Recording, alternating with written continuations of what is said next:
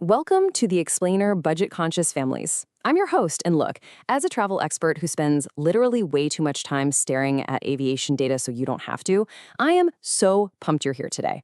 We've got a very specific mission. We are going to beat rising airline costs using insider data. Because let's be real, planning a family vacation absolutely shouldn't mean taking out a second mortgage. Together, we're going to crack the 2026 Airfare code step by step. Let's get into it. Okay, so let's dive right in with the big, kind of painful question that every single family planning a trip is asking right now.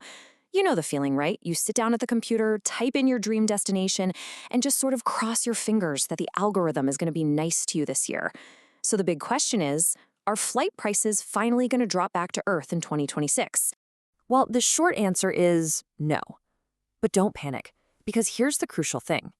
You can absolutely still outsmart them. Now, we do have to face the hard truth up front.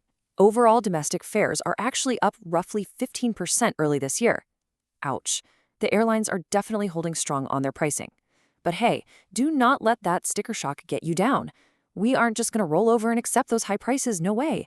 Because if you know exactly where to look and exactly how to book, we can still find some truly incredible budget-saving value for your family's next trip. Section 1, the 2026 Airfare reality. To beat the system, we first need to understand why travel feels so insanely expensive right now. It is not just your imagination, and you definitely don't just have bad luck. There are these massive, global market forces dictating the numbers you see on that checkout screen.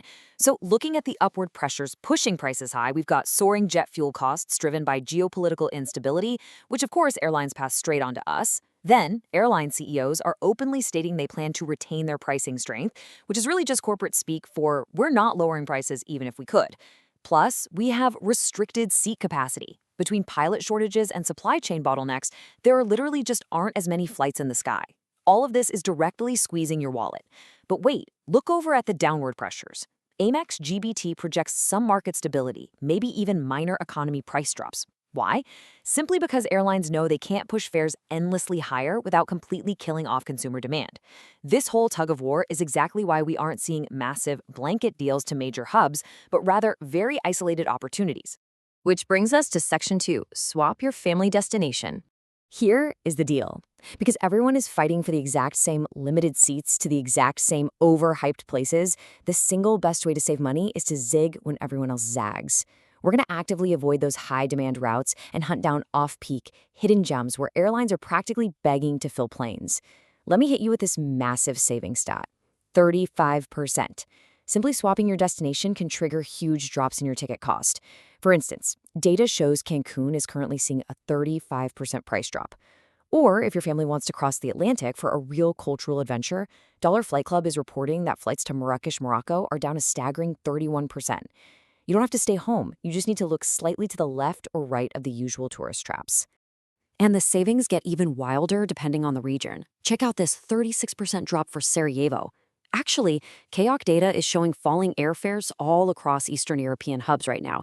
We're talking about incredibly beautiful, highly walkable, family-friendly cities like Prague, Budapest, and Split, where your dollar goes so far it's almost unbelievable. But hey, even classic bucket list destinations aren't totally immune to these isolated price drops. Rome, for example, is actually down 16% right now. Think about that. For a family of 4, a 16 to 36% drop in airfare is literally the difference between taking an unforgettable vacation and just staying home.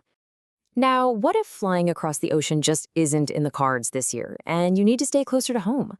If you absolutely must fly domestically, your strategy is to focus entirely on the top discount hubs. Right now, airports in Las Vegas, Orlando, and Fort Lauderdale are actively offering significantly lower fares. In fact, if you center your search around these specific hubs, you can secure fares that are a solid 25% cheaper than the national average. It's all about being flexible and letting the airport deal dictate your next adventure. All right, Section 3, the Goldilocks booking window. You know, timing in the airline industry is literally everything. Falling into the trap of booking your family trip at the wrong time is the absolute fastest way to accidentally overpay for a ticket that was way cheaper just a week ago. So the secret sauce is right here on this timeline. Booking 6 to 8 months out, that is way too early. The airlines haven't even adjusted their pricing algorithms to aggressively fill seats yet, so you just end up paying a premium for being an overachiever. On the flip side, booking under 3 weeks out, way too late. You hit that panic buying business traveler markup zone. But Expedia and Travel Pirates data prove that right in the middle, 15 to 30 days before domestic departure is the absolute sweet spot for deals. It's not too early, not too late, it's just right. That is your Goldilocks window. And while we're on the subject of timing, here's a super quick, surprising historical fact for your calendar. Fly in August. Seriously. If your family schedule allows for a late summer trip just before school ramps back up, historical data consistently points to August as yielding some of the lowest average ticket costs for summer travel. As the peak summer demand starts to soften at the end of the season, those prices just naturally follow suit. Let's move to Section 4, the flexible ticket hack. Okay, pay attention to this one, because this is perhaps the single most powerful insider tactic you can use to secure guaranteed value right now. It is a total game changer. We need to completely redefine how we view flexible economy. Forget the old mindset that it's just some annoying extra fee the airline is trying to upsell you on. A flexible economy ticket is actually an investment policy against dropping prices. Major travel platforms are strongly advising to skip that inflexible basic economy entirely. Basic economy is a trap that basically locks you into a high rate. Flexible economy, though, that empowers you to actually take advantage of market fluctuations. So here is the exact step-by-step playbook to pull this off. Step 1. Book a standard, flexible economy ticket today, ideally inside that Goldilocks window we talked about. Step 2, set up tracking alerts to monitor the price of that exact same flight. Step 3, rebook for free if the price drops later. Just imagine how awesome it feels to lock in a fare today, knowing your family vacation is 100% secured. Then, boom, a week later, your phone buzzes with an alert that the price dipped. You log in, click a couple of buttons, celebrate a completely free rebooking, and get the price difference refunded as a flight credit for your next trip. It's basically the ultimate feeling of beating the system.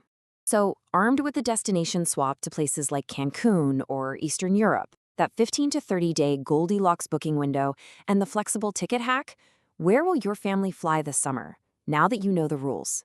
The deals are absolutely out there waiting for you, just hidden beneath the surface of those 15% domestic price hikes. Get out there, start hunting like a true insider, and go make those incredible family memories without breaking the bank. Happy travels!